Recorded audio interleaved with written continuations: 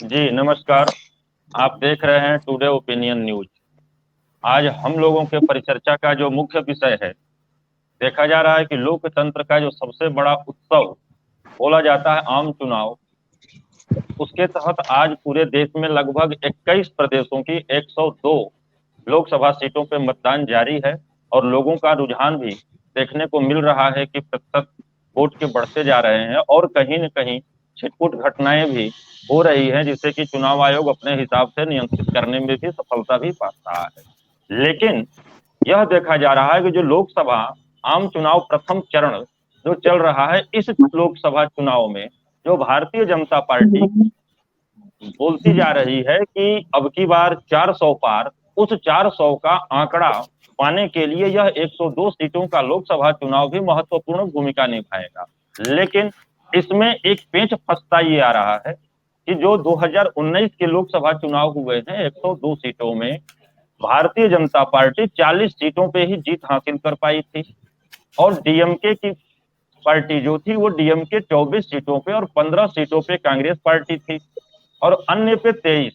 कुल मिलाकर देखा जाता है तो इंडिया गठबंधन जो उस समय की यूपीए हुआ करती थी, इंडिया गठबंधन को 45 सीट और 41 सीट मिला था एनडीए को।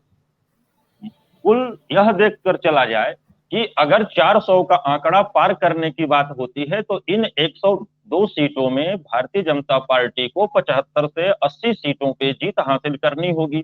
लेकिन यह बहुत दूर की चीज नजर आ रहा है, कहीं से भी यह संभव नहीं लग रहा है कि ऐसी स्थिति आने के बाद अगर देखा जाए तो भारतीय जनता पार्टी 70 से 75 80 सीटों पे आए। तो यह कैसे संभव है कि हम 400 का आंकड़ा पार करेगी एनडीए और हम यह मान लें कि जो मोदी जी के दावे जा रहे हैं उस दावों पे इंडिया इंडिया एनडीए गठबंधन कहीं ना कहीं अपने को सही साबित पा रहा है। यह इनके 400 के दावे की पोल खुलती नजर आ रही है। इस चुनाव में देखा जा रहा है कि जनता जो है महंगाई पे, बेरोजगारी पे या 2014 और 19 के भारतीय जनता पार्टी के मैनिफेस्टो के तहत घोषणा पत्र में जो दावे किए गए थे उस पर चुनाव की तरफ जाने की इच्छा जाहिर कर रही है। लेकिन भारतीय जनता पार्टी और एनडीए तमाम जिन जिन प्रदेशों में है, सभी लोग वर्तमान की स्थिति पे कभी सनातन खतरे में है तो कभी विपक्ष को भ्रष्टाचारी बताकर अपने कितने भ्रष्टाचारियों को अपने में लिए हैं इस पर यह बताने की बजाय कितने भ्रष्टाचारियों को क्लोजर रिपोर्ट दिए हैं, कितनों की जांच स्थगित किए हैं, इस पर बात करने की बजाय सिर्फ अब भी मतलब वही चीजें चल रही है जो पीछे की बातें चलती रही।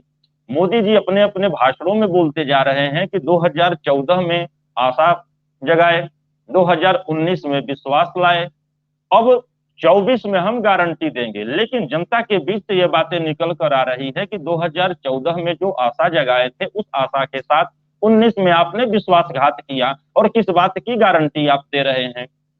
तो हम लोगों की आज की पूरी परिचर्चा इसी पे चलेगी कि प्रथम चरण में भारतीय जनता पार्टी और एनडीए गठबंधन कितना फेल कितना पास। और हम लोगों के साथ चर्चा में शामिल हैं अमित राज तिवारी जी, भारतीय जनता पार्टी के प्रवक्ता हैं। रतन तिवारी जी हैं आपके कांग्रेस के प्रवक्ता हैं। हेमंत जोशी जी हैं आम आदमी पार्टी के प्रवक्ता हैं। और अंकुर सक्सेना जी हैं राष्ट्रीय लोकदल के प्रवक्ता हैं।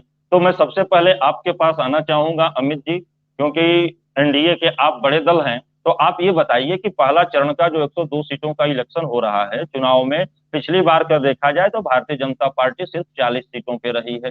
तो 102 सीटों में कम से कम आपको 70 75 80 सीट अगर लाते हैं तब 400 का आंकड़ा पार करेंगे। यह किस तरह से आप इसको जनता के बीच में या अपने रणनीतिकारों को आप स्पष्ट करेंगे कि इस बार कैसे हम 400 पार पाएंगे? अमित तिवारी जी।